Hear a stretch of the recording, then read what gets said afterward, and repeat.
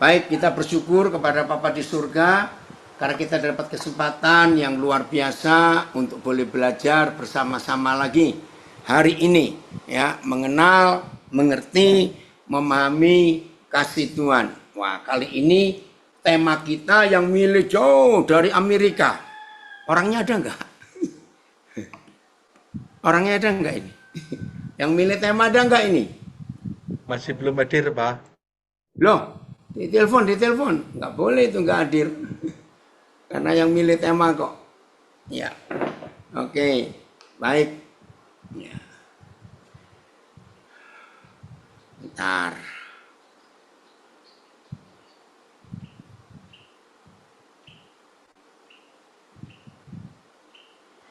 Untuk ibu, bapak, para petugas yang menyertai anak-anak kami, anak-anak kita semua untuk boleh belajar hari ini, berterima kasih.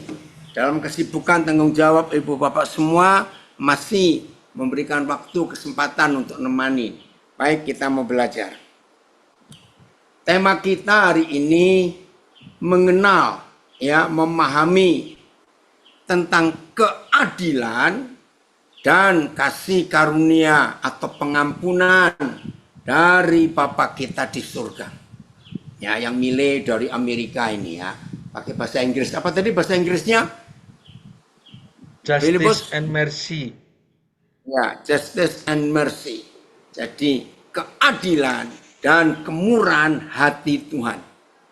Saudara, kalau kita melihat dua dari pribadi Bapa kita di surga, semua kita pasti percaya dan tidak ada seorang pun di antara kita yang meragukan bahwa dia Tuhan kita itu tidak adil, tidak mungkin. Dia adil, ya, bahkan namanya salah satu dari sekian banyak nama Bapa kita adalah Sang Adil, Maha Adil. Ya, Kristo, kalau kamu ada nanti nambah ya, yang tadi kita diskusi, ya. Kristo ada nggak ini? Coba dicek, Filipus. Ada, Pak. Tapi ada, ya. Kalau Tuhan kita itu cuma adil saja, renungkan. Kalau Tuhan kita itu hanya adil saja, saudara, maka yang ada dalam hidup kita hanya ketakutan.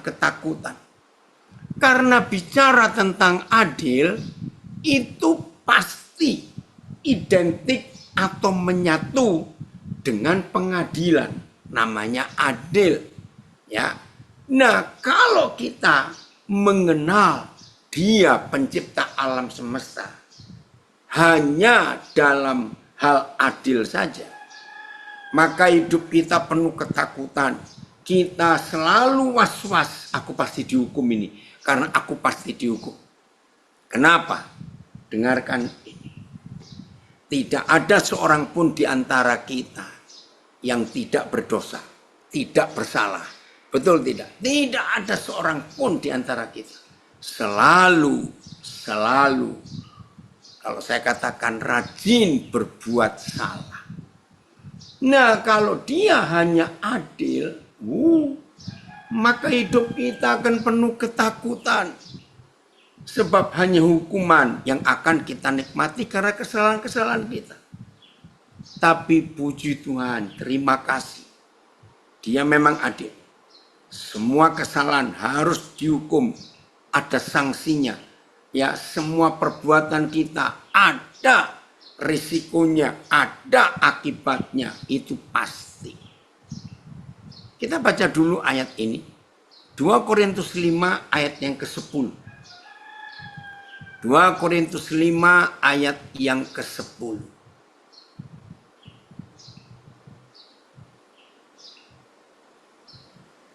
Dua Korintus 5 ayat yang ke-10. Ya. Sebab kita semua tanpa terkecuali, dari rakyat biasa, rakyat jelata, ya, tidak seorang pun di antara kita bisa bebas dari kursi pengadilan hakim yang maha adil itu. Sebab kita semua harus menghadap takhta pengadilan Kristus supaya setiap orang memperoleh apa yang patut diterimanya sesuai dengan yang dilakukannya dalam hidupnya ini, baik maupun jahat. Ayat. Sebab kita semua harus dihadapkan di depan kursi pengadilan Kristus, supaya setiap orang dapat menerima kembali hal-hal yang dilakukan dalam tubuhnya sesuai dengan apa yang sudah dilakukannya, entah itu baik ataupun jahat. Nah, ayat ada tambahan kalimat yang dilakukan di dalam tubuh kita, perbuatan-perbuatan kita. Oke. PIS, sebab ya PIS naik Vel ya. Sebab pasti kita semua akan naik lagi Vel, ketutupan ya. Naik belum total, masih ketutup dengan ya. Sebab pasti PIS ya, kita semua akan diajukan ke depan pengadilan Kristus dan masing-masing akan mendapat balasan setimpal dengan perbuatannya di dunia ini, perbuatan baik maupun jahat. TSI, sebab kita semua pasti akan berdiri di hadapan takhta pengadilan Kristus. Di sanalah setiap orang akan menerima balasan yang setimpal dengan perbuatannya selama hidup di dalam tubuh duniawi. Masing-masing akan memberi pertanggungan jawab atas perbuatannya, yang baik maupun yang jahat. Saudara, jadi tidak ada seorang pun di antara kita yang tidak akan menghadapi pengadilan terakhir ini. Enggak ada seorang pun. Dari rakyat jelata sampai yang paling tinggi, dari sekedar orang Kristen jemaat biasa sampai hamba-hamba Tuhan, nggak ada yang lolos. Coba VMD-nya atau FIH-nya, nggak ada yang lolos. Ingat itu ya, semua kita fail. Kemana? Ya, tunggu. Ayo kita baca. VMD, kita semua harus berdiri di hadapan Kristus untuk dihakimi, oh Tuhan. Setiap orang akan mendapat upah sesuai dengan yang telah dilakukannya, baik atau jahat selama ia hidup di dunia ini. Ini keadilan. Ya, Freli, Papa senang sekali nih. Lama nggak muncul hamba Tuhan dari Medan ini. Ya. FIH, oh KSKK, oke KSKK ya. Sebab kita semua harus dibawa ke depan terang pengadilan Kristus, supaya setiap orang menerima yang pantas baginya untuk perbuatan-perbuatannya yang baik atau yang jahat dalam hidup ini. FIH, nah biarlah supaya ayat-ayat ini menyadarkan kita bahwa ada pengadilan yang kita harus hadapi, siapapun kita. Woi, aku Swanimbo, masih di Biakna atau di mana kamu? Jayapura. Ya. Sebab kita semua harus menghadap Kristus untuk diadili, dan kehidupan kita akan tersingkap di hadapannya. Oh, ini bagus sekali ini ya. Saya ulangi. Sebab kita semua harus menghadap Kristus untuk diadili, dan kehidupan kita akan tersingkap di hadapannya. Kita masing-masing akan mendapat apa yang patut kita terima untuk perbuatan-perbuatan yang kita lakukan di dalam tubuh fana ini, baik ataupun buruk. Saudara perhatikan. Wih, tidak ada yang lolos. Tidak ada yang lolos. Kolose 3 ayat 25. Menurut ayat ini, tidak ada seorang pun di antara kita bisa menyuap hakim yang adil itu. Ya. Kolose 3 ayat 25. Kolose 3 ayat 25.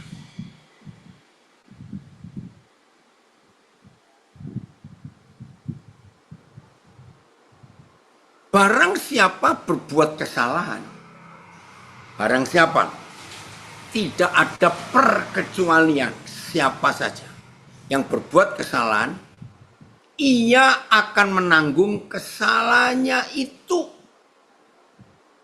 Karena Tuhan tidak memandang orang. Nggak pilih kasih. AYT. Sebab orang yang berbuat salah akan menerima balasan atas kesalahan yang dilakukannya. Wih, ini kalimatnya. Dan tidak ada yang dikecualikan. Jadi papa, adik. BIS. Dan siapapun yang berbuat salah. Naik lagi, Phil. Terus, Phil. Dan siapapun yang berbuat salah akan menanggung kesalahan-kesalahannya itu. Karena Yahweh tidak memandang muka. Lihat itu. Wih, hamba Tuhan hebat. Dari Makassar. Sam, apa kabar? TSI. Tetapi ingatlah juga bahwa dia akan menghukum setiap orang yang berbuat tidak jujur. Dan penguasa kita, hakim yang adil itu, tidak memandang muka. VMD, ya. Yuk, VMD-nya dapat Will. Oke.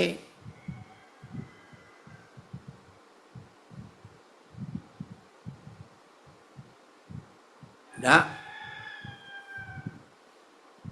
ingatlah bahwa setiap orang yang melakukan kesalahan akan dihukum karena kesalahan itu. Dan Yahweh memperlakukan yang sama terhadap setiap orang. FYI, ya, FYI.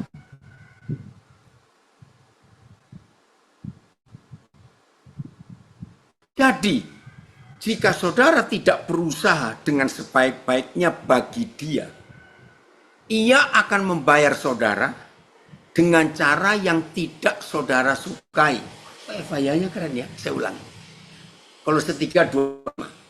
Jadi jika saudara tidak berusaha dengan sebaik-baiknya bagi dia, ia akan membayar saudara dengan cara yang tidak saudara sukai. Ampuni kami, Tuhan. Sebab tidak ada orang yang diistimewakannya. Keren. Sebab tidak ada orang yang diistimewakan oleh Tuhan hakim yang adil itu. Sehingga tidak seorang pun boleh berlalai-lalai dalam melaksanakan tanggung jawabnya. Nah, dari semua terjemahan ini, maka kita mendapat sebuah pengenalan. Jangan main-main dengan Papa kita di surga. Dia adil. Dia maha tahu. Wih, luar biasa. Nah, kalau kita hanya melihat Papa kita dari satu sisi ini, keadilan. Tanpa kita melihat ada sisi yang lain dari Papa kita, yaitu belas kasihannya, kemurahan hatinya, pengampunannya. Maka hidup ini akan berat sebelah. Saudara dan saya akan menjadi orang yang selalu ketakutan tiap hari. Kenapa takut? Karena kita selalu was-was, kapan aku dihukum, kapan aku dihukum. Izinkan saya mengatakan ini. Semua agama di dunia, semua Tidak ada Tuhan yang mereka yang menciptakan agama itu. Tidak ada hukum pengampunan, tidak ada. Artinya semua agama di dunia ini, Tuhan mereka masing-masing itu beda. Ya, jadi Tuhan tidak satu, banyak Tuhan.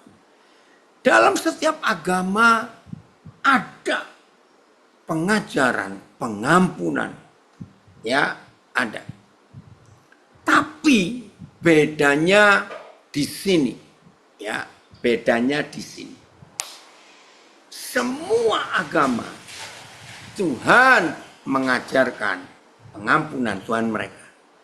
Tapi dengan persyaratan yang seringkali bahkan hampir tidak ada manusia bisa menuruti, mentaati syariat, peraturan agama itu 100%. Enggak bisa. Ya, ini bedanya kita dengan mereka. Jadi pengampunan yang mereka dapat dari Tuhan mereka itu sangat ditentukan. Kita mampu nggak menuruti peraturan-peraturan syarat pengampunan itu. Saudara coba bertemu dengan rekan-rekan kita, ya, saudara-saudara kita. Ayo semua lapas, anak-anak konsentrasi ya. Jangan cuma nulis-nulis hadir. Sudah, oke, semuanya tahu. Ayo belajar, serius. Kalau saudara ketemu dengan saudara-saudara kita, rekan-rekan kita yang berasal dari yang lain. Saudara tanya mereka. Adakah di antara orang-orang yang seagama dengan kamu itu yang mampu melaksanakan seluruh peraturan syariat hukum agama kalian? Coba tanya.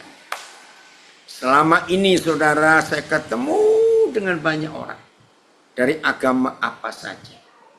Ternyata saya belum pernah ketemu ada seorang pun yang bisa menjawab. Bisa, ada orang yang bisa. Ternyata tidak ada. Nah, dari sini kita belajar, saudara.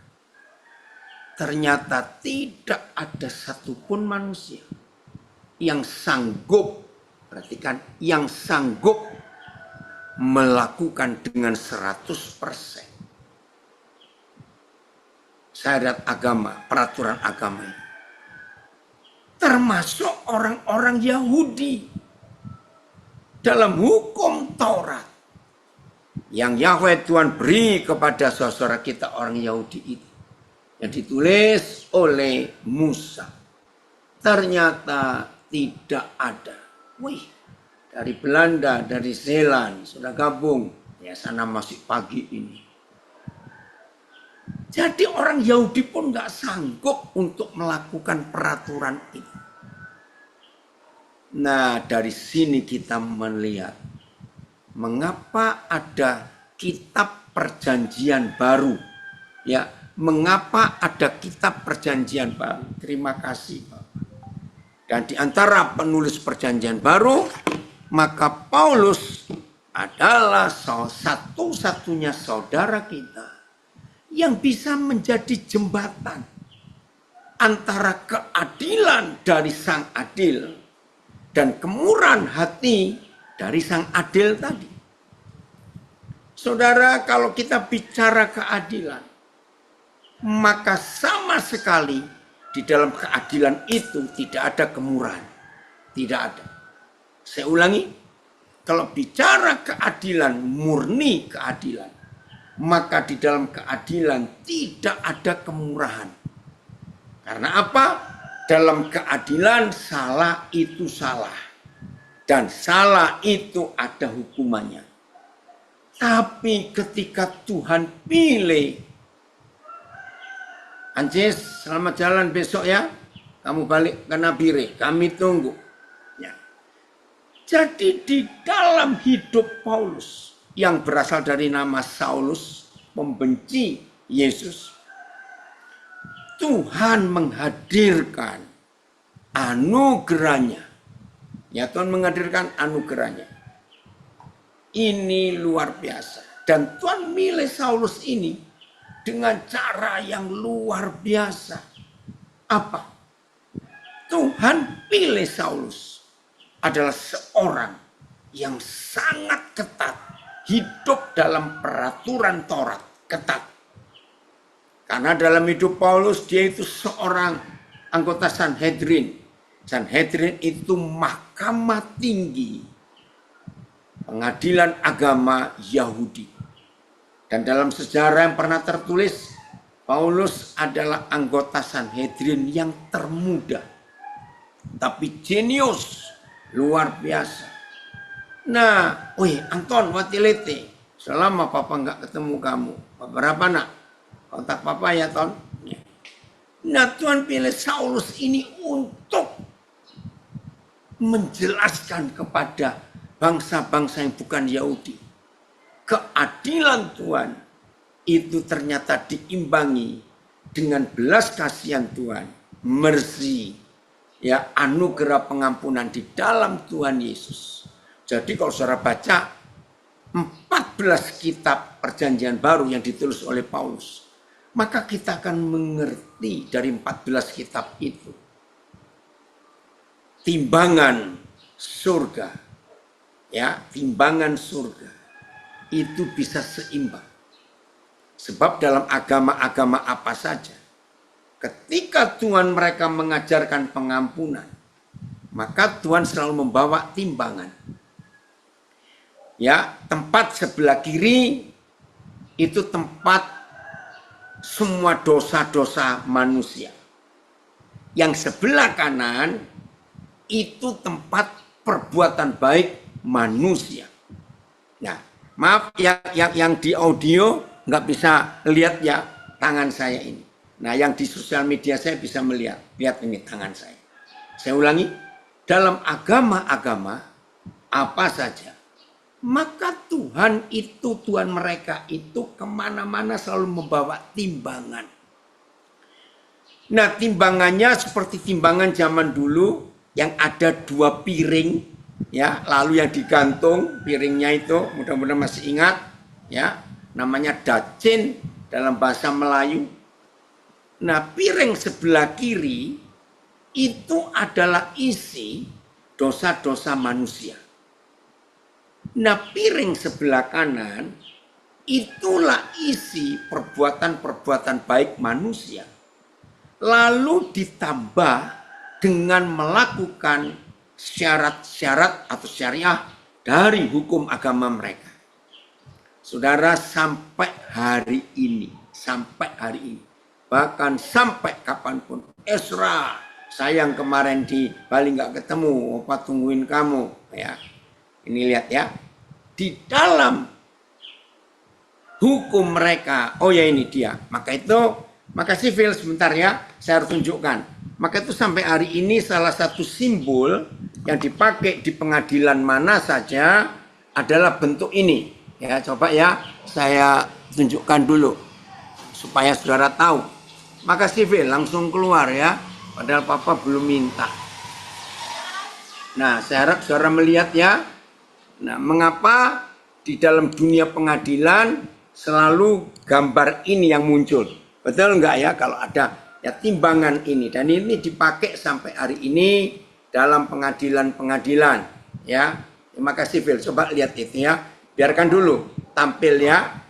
Nah, saudara, sebelah kiri itu isinya adalah dosa-dosa manusia. Sebelah kanan itu isinya adalah perbuatan baik manusia yang ditambah dengan ketaatan kepada peraturan agama mereka. Nah, sampai hari ini saudara, di dalam fakta hidup belum pernah ada, bahkan tidak akan pernah ada timbangan ini balance, seimbang, ya, impas, itu nggak pernah ada. Mau sampai kapanpun perbuatan baik kita ditaruh di piring sebelah kanan, lalu ditambah dengan ketaatan-ketaatan kita melakukan peraturan-peraturan agama, saudara, itu nggak pernah seimbang. Selalu miring ke kiri. Ngerti maksudnya? Tetap bagaimanapun kejahatan kita jauh lebih banyak. Jadi mau sampai usia berapa ratus tahun kita hidup dan kita berusaha melakukan yang baik, ditambah lagi dengan ketaatan hukum agama yang gak mungkin kita lakukan. Saudara, maka itu kita gak akan pernah sampai untuk seimbang. Aduh, menyedihkan sekali. Coba Phil, yang tengah ini ditekan ada konsep hukum dan ke apa itu? Kok kelihatannya bagus. Bisa nggak keluar tulisan apa? Nah itu. Bisa naik lagi Phil, coba. Ketertiban perlindungan. Oh nggak bisa ya. Oh nggak bisa, nggak apa-apa dah. Kayaknya nggak bisa itu. Oke, nggak apa-apa Phil. Kembali ke gambar tadi itu aja. Nah itu ada gambar yang miring Phil. Coba naik lagi. Itu lucu. Nah ke atas. Nah ini, yang tengah ini Phil. Yang tengah ini gambar miring itu. Bagus itu. Ini Phil. Coba naik. Oh bukan. Naik lagi Phil. Terus. Oh tadi. Nah ini. Ini coba diperbesar. Nah ini loh saudara. Ini ya gambar ini ya. Nah, jadi kita ini ada model gambar ini. Yang kiri tetap akan lebih berat. Maka itu sampai kapanpun kita berdoa, puasa, menyiksa diri, ya, maka kita tidak akan pernah bisa membuat piring yang kanan itu bisa mengimbangi kejahatan kita. Oke ya, makasih Phil. Ya, kita kembali sekarang ini. Nah, inilah manusia yang mana kita perlu ada yang membantu untuk mengisi yang kanan. Sebab dengan kekuatan kita sendiri, dengan usaha kita sendiri, gak akan mampu, saudara, untuk mengisi yang kanan itu. Gak akan. Mau sampai kapanpun juga. Ya. Maka itu dalam kitab Yeremia. Coba Phil carikan Yeremia 1. Bahwa kebenaran manusia itu hanya seperti kain gombal. Ya, dari Nabi Re ada komen. Kasih karunia dan kebenaran hanya ada dalam Tuhan Yesus Kristus. Dan Rasul Paulus yang sangat keras menganiaya murid Kristus. Sehingga ia harus berjumpa secara pribadi dengan sang terang. Memahami akan kasih karunia. Puji Tuhan. Ya. Oke, ada Phil, Yeremia 1, tolong dibantu, saya lupa ayat berapa itu. Ya, bahwa kebenaran kita ini gombal, kain kotor. Mana ada? Coba lihat. Nah, jadi saudara, sampai kapanpun timbangan ini tidak akan pernah bisa seimbang. Ya, karena apa? Karena yang Tuhan buat atas hidup kita itu betul-betul namanya anugerah. Ya, namanya anugerah. Itu sebabnya kita akan menikmati kasih setia Tuhan gratis. Jangan lupa, gratis. Terima kasih. Ada Phil. Woi, dari Sydney sudah gabung juga. Amin. Ada Yeremia berapa? 1.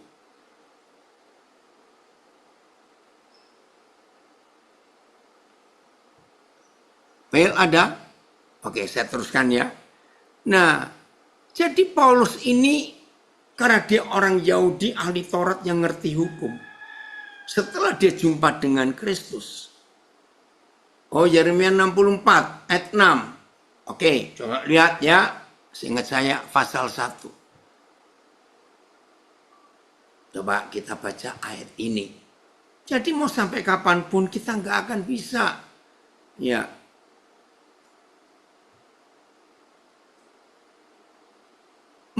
Membuat keseimbangan dari timbangan keadilan. Nggak bisa.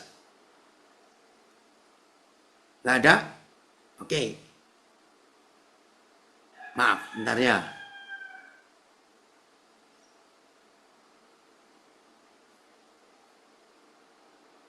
Itu Yong, tentang ya kebenaran kita seperti kain kotor. Ada. Yaudah, sambil cari ya, kita lanjutkan ini. Nah, kita sekarang lihat. Oke, sambil nunggu. Oh, 64. Yesaya 64 ayat 6. Oh, terima kasih. Ya, ini dari Nabi Re. Ada yang ngomong, oh ya, Matthew. Makasih dari Surabaya. Yesaya 64 ayat 6. Ya, Yesaya. Ya, bukan Yeremia. Maaf ya. Kali terlalu semangat. Tapi coba cari di Yeremia 1. Ya, oke ya, lihat ini. Ini ayat ini bagus. Terima kasih yang saya kirim. Kali Matthew, ya, Kristo. Demikianlah kami sekalian. Seperti seorang najis. Dan segala kesalahan kami seperti kain kotor. Kami sekalian menjadi layu seperti daun. Dan kami lenyap oleh kejahatan kami seperti daun dilenyapkan oleh angin. Ayat ini saya baca terjemahan lamanya ini. Ya, kami semua seperti orang cemar. Dan semua kesalahan kami, sikap agamawi kita seperti kain cemar. Kami semua layu seperti daun dan kesalahan-kesalahan kami menerbangkan kami seperti angin. Terjemahan lama. Tetapi kami sekalian seperti seorang najis jua, dan segala kebenaran kami seperti selai kain yang lara. Ini bahasa Melayu. Lara artinya kain jorok, kain kotor, kain kumal. Sebab itu kami sekalian luruh seperti daun, dan kami dibawa oleh kejahatan kami seperti diterbangkan oleh angin. Jadi kejahatan kita ini akan menerbangkan hidup kita. Ya, PS. Kami semua adalah orang najis. Kami akan lenyap karena kejahatan kami seperti daun layu diterbangkan angin. Nah, saudara, ini yang menyedihkan. Kenapa? Dengar baik-baik. Ampuni kami. Ternyata semua orang beragama, catat, termasuk yang ngaku agama Kristen, Katolik, Protestan, Baptis, Advent, Pantekosta, dan sejenisnya. Semua orang yang menyebut diri beragama itu pasti penuh kemunafikan, penuh kepura-puraan. Dan salah satu bentuk orang yang menyebut diri beragama pasti merasa dirinya benar, yang lain salah. Nah, ini berbahaya sekali. Padahal jelas sekali. Oh, FAYH, terima kasih, lihat ini. Kami semua telah, bukan akan, FAYH, Yesaya 64 ayat 6, kami semua telah menjadi seperti orang najis yang kena kusta, semua. Karena dosa-dosa kami. Segala kebenaran kami yang sangat kami banggakan. Nah, ini dia orang beragama. Orang beragama merasa aku ini paling suci, aku paling benar. Ya, nggak sadar kalau dia itu juga najis dan bau. Segala kebenaran kami yang sangat kami banggakan itu hanya seperti kain yang buruk dan kotor. Kami menjadi seperti daun yang layu dan kering lalu gugur. Tuhan ampuni kami. Segala dosa kami melenyapkan kami seperti angin menyapu daun-daun kering. Jadi dari Yesaya 64 ayat 6 ini yang membuat saudara dan saya hilang, lenyap. Bukan angin-angin itu, ya kejahatan kita ini yang akan menerbangkan segala kejahatan kita. Menerbangkan hidup kita. Ampuni kami itu. Nah, sampai di sini saudara. Apa yang kita bisa buat untuk membuat timbangan itu seimbang? Nggak bisa. Justru dalam keadaan kita nggak berdaya seperti ini, Yesus Kristus Tuhan itu datang menjadi seperti kita, menjadi seperti manusia. Nah, inilah anugerah. Terima kasih Bapak. Kita lihat Roma pasal 5. Ya. Roma pasal 5. Coba Phil, mulai ayat yang kelima. Roma 5 mulai ayat yang kelima. Makasih Bapak, engkau luar biasa. Lihat top temanya, hasil pembenaran. Wah ini loh, kalau tidak dibenarkan, oh iya Bu Eri Suci, sudah seabad ini nggak muncul, baru hari ini muncul Bu Eri Suci ini, kemana saja, ya seneng. Lihat hasil pembenaran, nanti kita akan lihat kata pembenaran ini.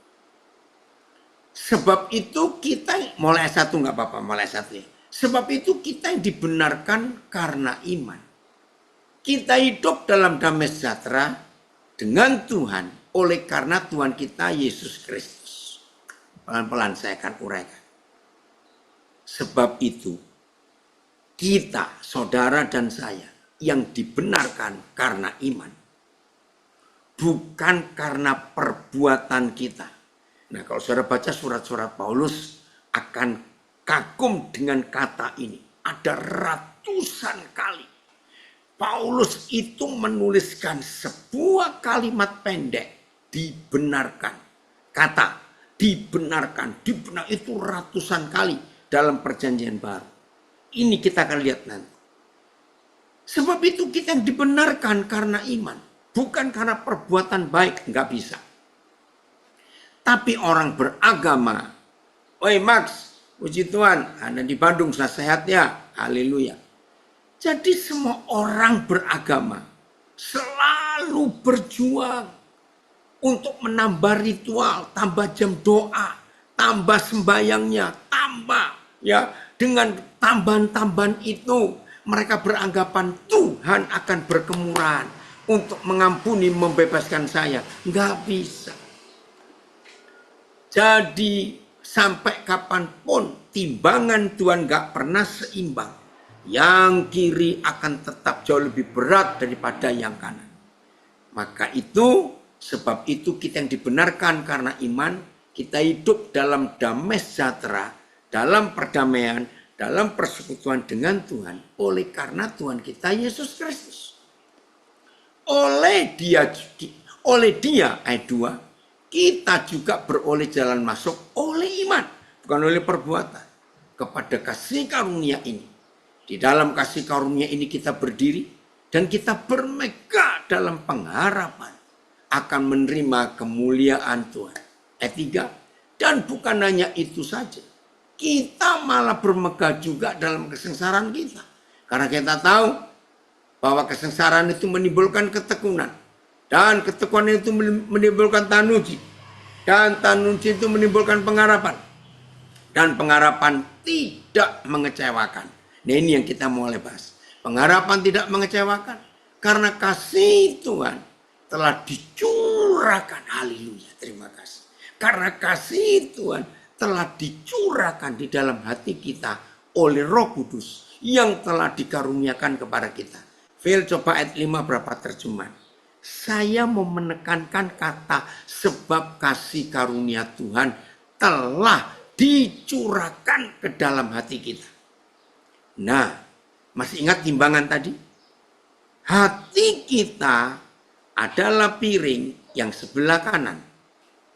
Saya ulangi, hati kita itu adalah piring yang sebelah kanan. Yang isi hati kita itu cuma kejelekan, kejahatan, kenajisan, kebobrokan. Sudahlah, kebejatan apa saja. Maka itu sampai kapanpun timbangan keadilan Tuhan gak akan pernah seimbang. Selalu lebih berat yang kiri. Tapi begitu, oh terima kasih Bapak. Kasihnya dicurahkan. Coba saudara bedakan. Diberikan dan dicurahkan. Mana yang lebih hebat? Kalau saya pakai bahasa Jawa lebih mantap. Maaf yang gak bisa bahasa Jawa. Digerojok. Apa bedanya dituang dan digerojok? Bedanya kalau dituang ya, tapi gerojok itu wah, luber saudara. Nah, tetap ayat 5. Jangan keluar dulu. Ini penting. Ketika Bapa di surga menggerojokkan, mencurahkan kasih-Nya di piring hati kita yang sebelah kanan timbangan tadi. Haleluya. Terima kasih Bapak. Maka piring yang kanan lompat lepas. Sebab piring yang kanan berat sekali dengan kasih karunia-Nya. Saya harap kita semua mengerti. Terima kasih. Ayat dan pengharapan tidak membuat kita malu, sebab kasih Tuhan telah dicurahkan di dalam hati kita melalui Roh Kudus yang telah dikaruniakan kepada kita. PIS. Harapan yang seperti itu tidak akan mengecewakan kita, sebab hati kita sudah diisi. Grojok tadi dicurahi oleh Tuhan dengan kasih-Nya. Tuhan melakukan itu dengan perantaraan Roh-Nya yang sudah diberikan kepada kita TSI. Dan pengharapan tidak pernah mengecewakan. Karena Tuhan sudah mencurahkan kasih-Nya untuk mengisi hati kita. Terima kasih. Oh, melalui Roh Kudus yang diberikan kepada kita. Kapan Tuhan menggerojokkan? Kapan Tuhan mencurahkan kasih-Nya di piring sebelah kanan timbangan tadi? Ayat 6. Lihat ayat 6. Haleluya. Ketika kita dalam kondisi apa, saudara? Lihat nih, ayat 6. Maka itu jangan ada yang sombong. Enggak ada seorang pun di antara kita yang baik, enggak ada. Karena waktu kita masih lemah, Kristus telah mati untuk kita orang-orang durhaka. Sudah lemah, durhaka lagi. Pada waktu yang ditentukan oleh Bapa di surga. Ayat ini. Sebab ketika kita masih lemah, pada saat yang tepat, Kristus mati untuk bajingan-bajingan orang durhaka. PS, ketika kita dalam keadaan tidak berdaya, Kristus mati untuk kita. Pada waktu yang tepat, yang ditentukan oleh Tuhan. Padahal kita orang-orang yang jauh dari Tuhan. TSI. Sebelumnya, manusia sama sekali tidak mampu melakukan apa-apa untuk menjadi benar di hadapan Tuhan. Tetapi justru ketika kita dalam keadaan tidak berdaya seperti itulah Kristus mati bagi kita. Walaupun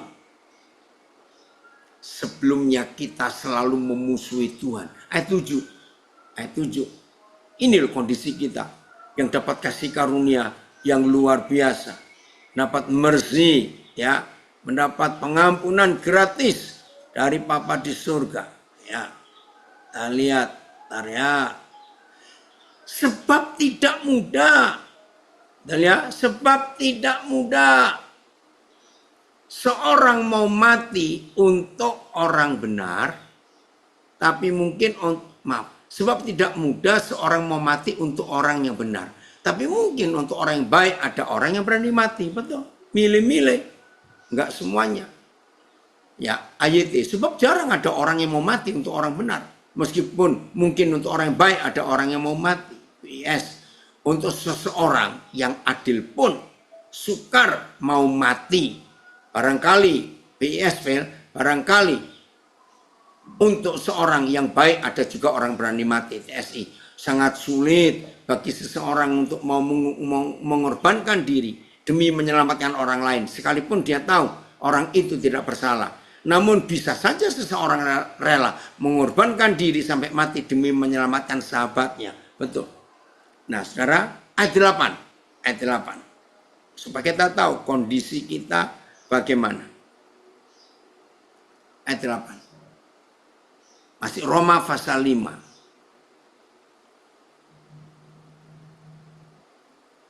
Akan tetapi, ini lebih gila lagi ayat ini. Akan tetapi, Bapa di surga menunjukkan,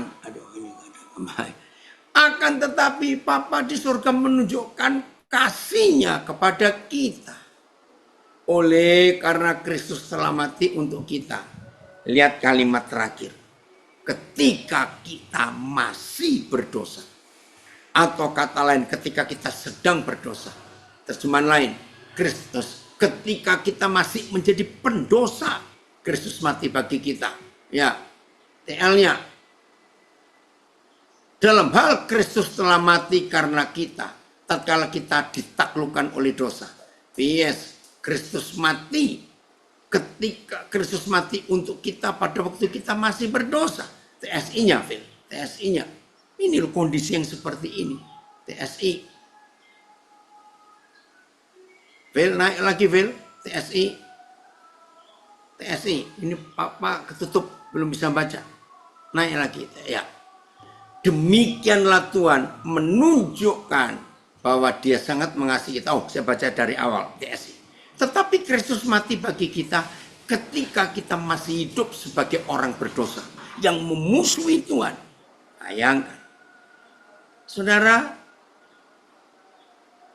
Pak Jo Wahyudi sudah masuk belum? Jo, sudah ada belum? Harus diskusi ini. Nah, saudara, kita itu mendapat kasih karunia. Mendapat kemurahan pengampunannya. Itu justru ketika kita sedang tinggi-tingginya dalam dosa. Sedang jahat-jahatnya di dalam dosa. Ingat loh ayat ini. Terima kasih, Pak. Jadi kita mendapat pengampunannya. Itu ketika kita sedang tidak baik-baik saja, istilah sekarang. VMD atau FIA-nya Phil, ayat ini luar biasa, saudara. Jo belum masuk. VMD. Tetapi Kristus mati untuk kita ketika kita masih berdosa. Dengan jalan itu Tuhan menunjukkan, terima kasih Bapak, bahwa ia sangat mengasihi kita. Ya, KSKK. Tetapi perhatikanlah betapa Tuhan telah menyatakan kasih-Nya.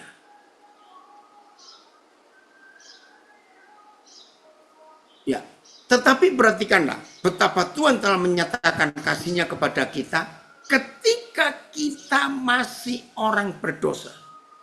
Kristus telah mati. Ayo, mau apa lagi sekarang? Dalam hidup kita, kok kita tidak sungguh-sungguh menghargai kasih Tuhan, FIA. Tetapi Tuhan menunjukkan kasih-Nya yang besar kepada kita dengan mengutus Kristus supaya ya mati untuk kita ketika untuk kita pada waktu kita masih hidup di dalam dosa. Nah, ini kasih karunia-Nya. Yang sehebat itu. Wih, terima kasih Bapak. Engkau sungguh luar biasa dalam hidup kita. Nah, sekarang seimbang. Oke? Jadi ketika Tuhan berkorban untuk kita, itu dalam kondisi kita najis, dalam kondisi kita kotor, dalam kondisi kita sedang bejat-bejatnya. Terima kasih Bapak untuk itu. Nah, saudara, sebelum saya teruskan, sampai di bagian ini, hanya ada satu sikap. Wih, terima kasih Naomi. Kirim lagi bintangnya itu. Ya, ini dari Belanda. Sudah ikut belajar jam segini. Ya, dengarkan. Satu-satunya tanda orang yang menerima kasih karunia Tuhan dalam kondisi yang sedang jahat-jahatnya, dalam kondisi yang sedang dilumpur dosa yang paling menjijikkan, satu-satunya tanda orang itu sangat mudah mengampuni orang yang berbuat jahat kepada dia. Tolong dicatat. Ini yang saya mau tekankan. Nanti siapa saja yang buat ringkasan, Niken, Eliana atau siapa saja, tekankan kalimat ini.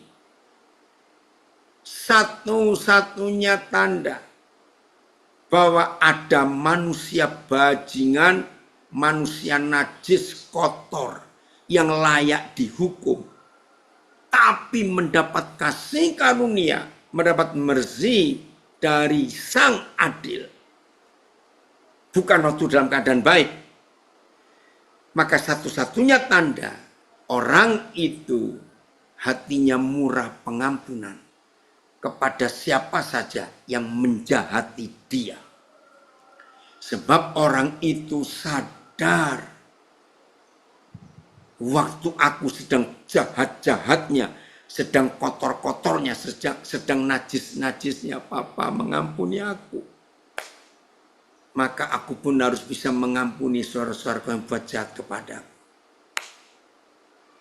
Jadi kalau dibalik, orang yang tidak pernah sadar bahwa dia pernah diampuni semurah itu. Karena orang itu paling sombong di dunia. Merasa hidupnya nggak pernah menyalai orang, nggak pernah nyakitin orang. Maka itu saya sering berkali-kali berkata, ada loh orang nggak pernah nagih utang. Loh kok bisa? Ya karena dia nggak pernah ngutangin orang. Bagaimana dia mau nagih? Ngerti ilustrasi ini? Saudara, ini yang kita harus tahu dalam hidup. Hanya orang sombong yang susah mengampuni saudara kita yang lain. Hanya orang sombong. Maka itu ayo hari ini kita menyadari.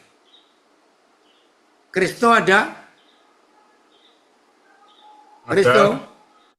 Ada. Nah, coba cerita tadi loh. 5 menit sebelum kita mulai, atau Kristo ini bicara soal keadilan. Coba Kris, kamu ngomong. Nyambung nggak dengan apa yang kita pelajari ini? Sangat nyambung. Kaget tadi waktu ternyata dengar ya. Tahu temanya seperti itu. Iya, padahal tadi nggak tahu loh. Waktu masih telepon, Papa belum tahu temanya apa hari ini. Iya. Jadi. Ya, coba ceritakan.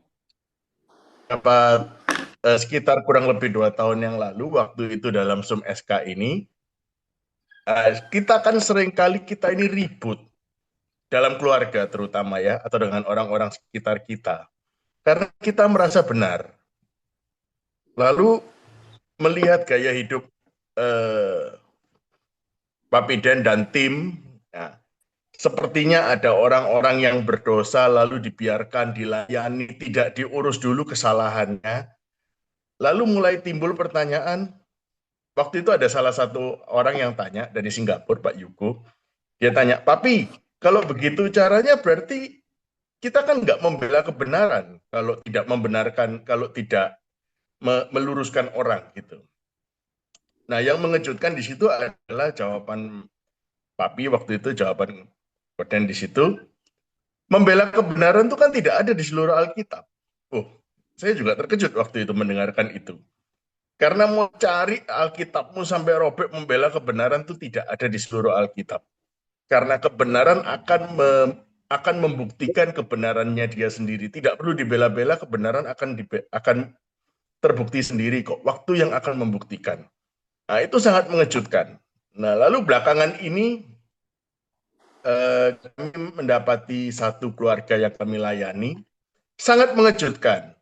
Ketika seseorang itu merasa sudah membela kebenaran, ngeri loh.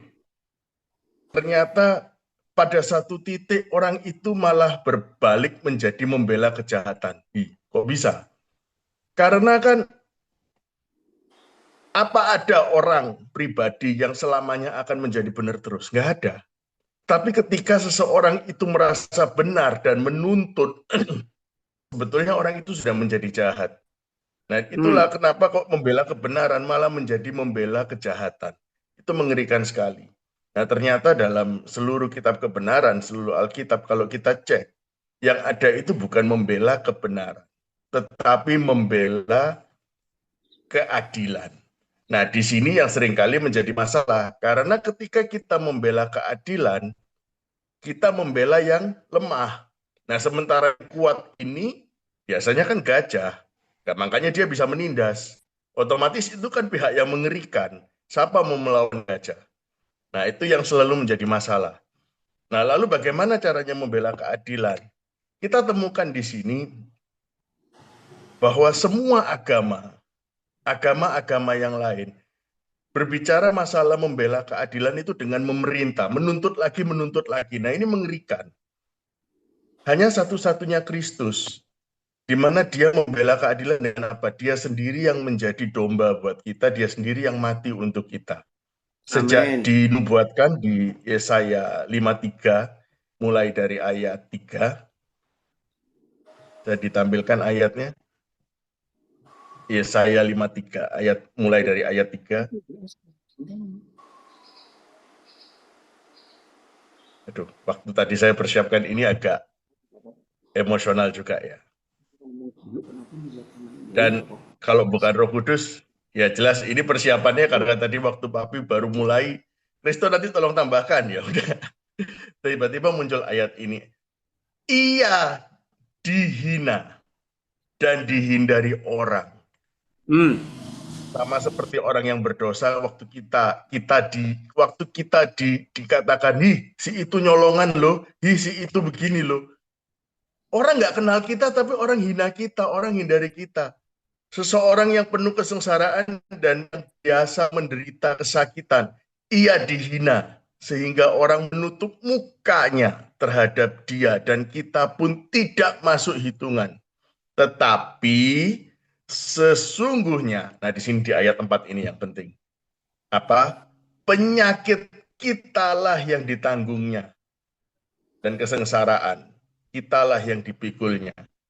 Jadi hanya satu-satunya Kristus yang membela keadilan, menegakkan keadilan di bumi, menjadi Raja Damai dengan apa? Dia sendiri yang duluan menjadi pelayan atas kita, menanggung dosa kita, dan mati untuk kita, menderita untuk kita di atas kayu salib itu.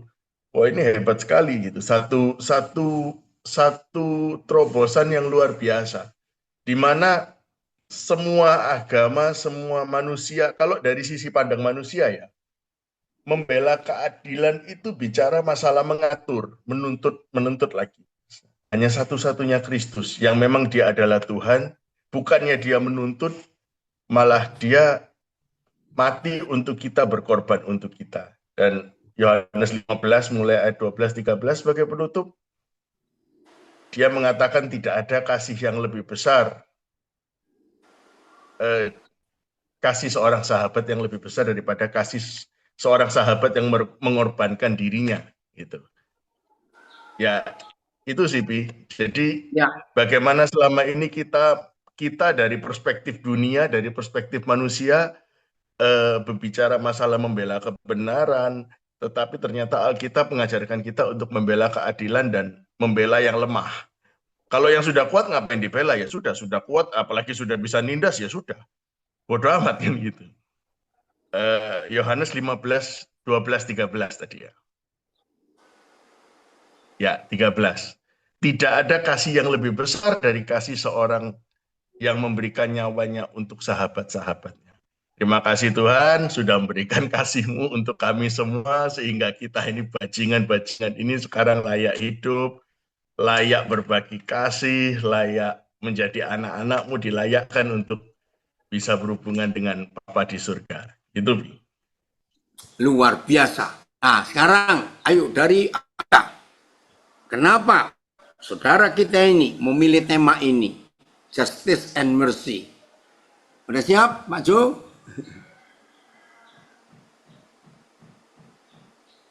Loh, mana? Ada suaranya? Pak Jo, Tadi sudah ditelepon kok. ini sudah Sebentar, hadir, bentar. Pak. Nah, Oh iya. Sebentar. Kenapa memilih tema ini? Sampaikan singkat. Ya, maaf ini apa tadi nggak enak perutnya terus habis mandi langsung tidur. Sorry. Ya, Kurang jadi rawon.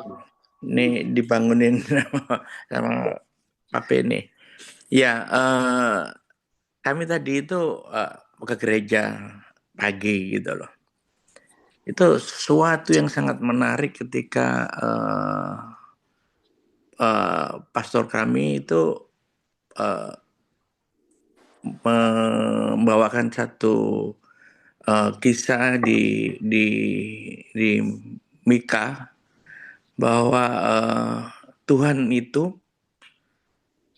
memberikan suatu keputusan tentang bagaimana dia itu mengasihi kita. Tuhan itu tetap memberikan satu hukuman. Tetap dijalankan itu dia. Karena Tuhan harus menegakkan hal itu. Tetapi di sisi lain yang pada saat yang bersamaan, dia mempunyai satu sifat kasih yang sungguh luar biasa dengan belas kasihnya. Dia merestorasi, dia menyelesaikan semua permasalahan dan menjadikan orang itu, kita pendosa-pendosa ini semua menjadi orang yang baik atau merestorasi. Jadi yang hancur itu diperbaiki sedemikian rupa sehingga dia kembali semula sesuai dengan ciptaannya gitu. Nah, jadi hal ini saya teringat dengan apa yang selalu Kok Den sampaikan selama ini, bahwa kalau kita ngelihat apa yang Kok Den kerjakan, itu saya tadi itu nangis ya di gereja. Karena saya lihat kenyataannya apa ya, ini saya nggak gara-gara dekat dengan Kok Den atau saya seperti saudara, seperti sahabat, bukan seperti itu. Cuman saya melihat bahwa Tuhan Yesus itu sudah melakukan itu, dan sepertinya kita masih terawang-awang atau kita nggak ngelihat benar apa yang Tuhan kerjakan gitu loh. Tapi ketika kita sebagai manusia, dan saat ini saya melihat lewat Kok Den, itu apa yang Kok Den lakukan itu sepertinya membuka hati kita gitu, mengetuk saya kembali gitu, bahwa kenapa saya waste time gitu, saya sia-siakan waktu saya hanya cuman mengaminkan yang Tuhan kerjakan, tapi saya tidak melakukan apa-apa gitu loh. Jadi makanya tadi sore selesai kita beresin box apa segala macam, kita kumpul dengan teman-teman semua, duduk diajak makan, kita makan rame-rame, terus mulai membicarakan politik apa segala macam, dan mereka ada yang suka dan tidak suka. Terus saya katakan, kita ini semua sebetulnya korban politik, saya bilang gitu. Nggak ada segala sesuatu yang diambil sekarang itu pasti dampaknya ke kita.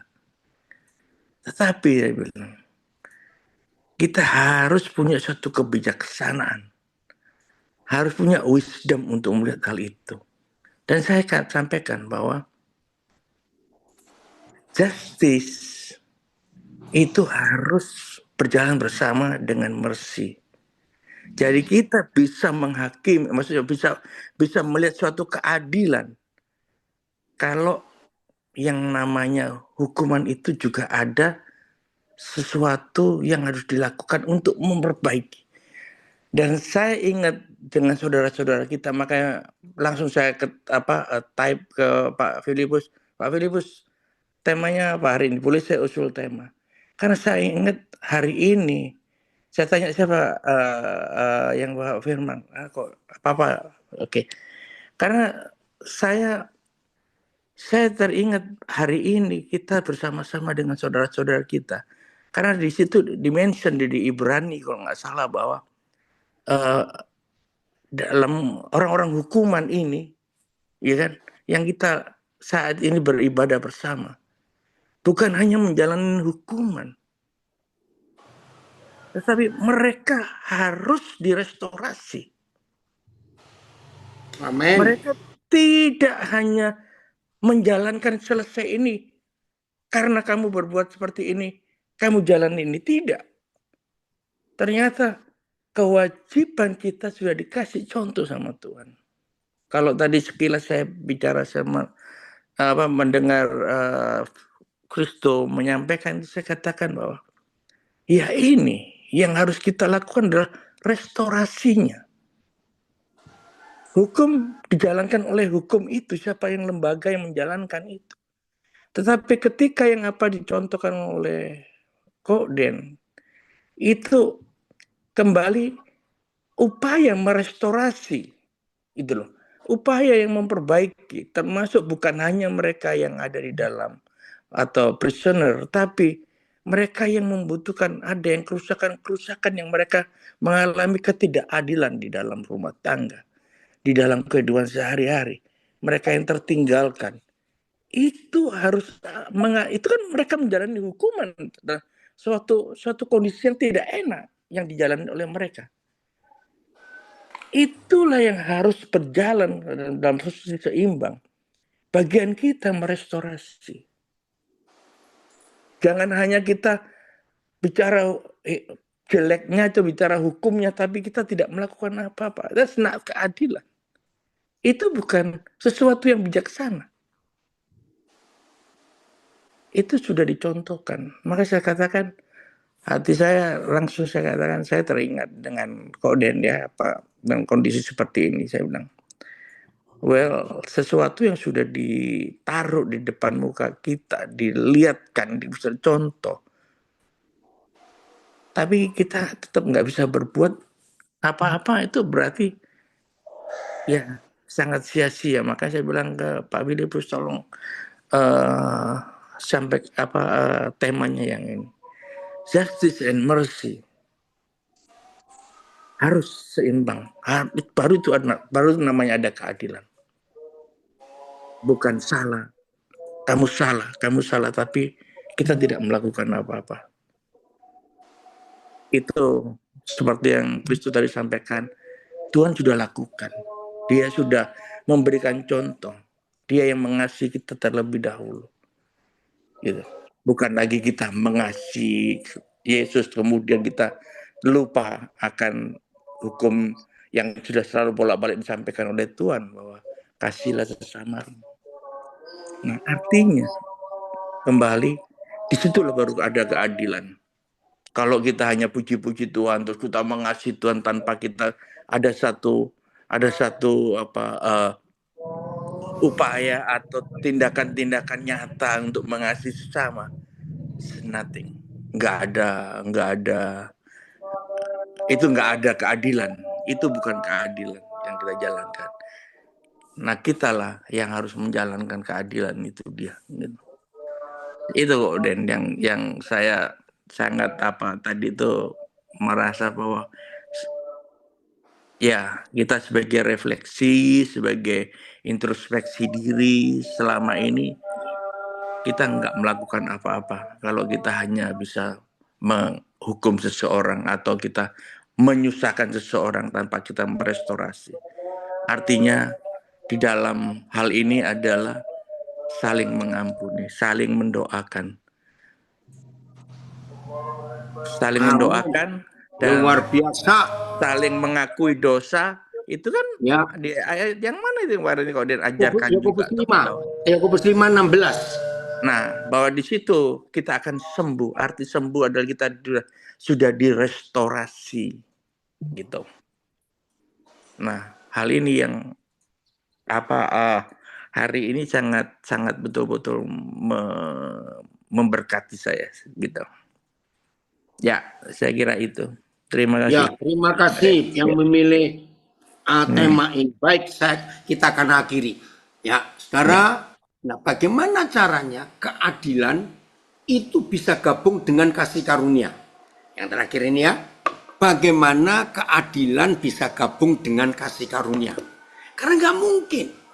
Adil itu adil, salah itu salah, hukuman itu harus karena adil. Ternyata adil dan kasih karunia, justice and mercy, itu bisa menjadi satu dalam figur seorang ayah, papa. Saya akan akhiri dengan ilustrasi ini. Dari kecil saya ini Kristen, karena kakek nenek saya dari pihak papa itu orang Kristen. Ayah ibu saya menikah di gereja Pantekosta, Jalan Raja Wali nomor 90 Surabaya. Tahun 53 mereka menikah. Lahir kami berempat anak-anak. Ini 5 sudah meninggal 1. Jadi Kristen. kenal pelajaran sekolah minggu. Nah, waktu saya lahir, ada kelainan di usus saya nggak tahu penyakitnya apa. Ya itu dulu waktu saya masih kecil. Bahkan dokter yang saya ingat pernah dengar, waktu mama saya dalam keadaan panik, kalau saya sakit kambuh penyakit itu, dokter itu bilang, kalau anak ini bisa sampai umur 6 tahun atau lebih, baru anak ini bebas dari penyakit ini. Dan gak ada obatnya. Bahkan saya masih ingat, kalau ibu bisa membawa anak ini ke Amerika atau ke negara lain, Singapura belum ada waktu itu, masih belum jadi negara, masih di bawah Federasi Malaysia. Ya kami makan aja pas-pasan, mau bawa ke luar negeri bagaimana? Mikir naik pesawat aja enggak. Saudara, lalu waktu saya umur 9 tahun, aduh penyakitnya muncul lagi. Terus saya mikir gini, ini gara-gara dosanya Adam dan Hawa ini, maka penyakit ada di hidup saya. Tiba-tiba saya mikir gini, Tuhan, kenapa sih gara-gara 2 orang itu Tuhan gak bunuh mereka saja karena keadilannya, lalu buat yang baru. Masuk akal gak ini logika anak-anak? Daripada gara-gara 2 orang itu seluruh dunia itu menderita. Saudara, ya jawabannya gak langsung karena saya masih kecil. Sampai suatu hari, saudara, saya mau buat kesalahan untuk papa saya. Jadi waktu itu saya nggak akan lupa. Papa saya itu seorang wartawan. Nah, dapat majalah foto dari Prancis. Saya masih ingat papa saya itu bisa bahasa Inggris, Belanda, Prancis, Jerman. Yang memang orang hebat.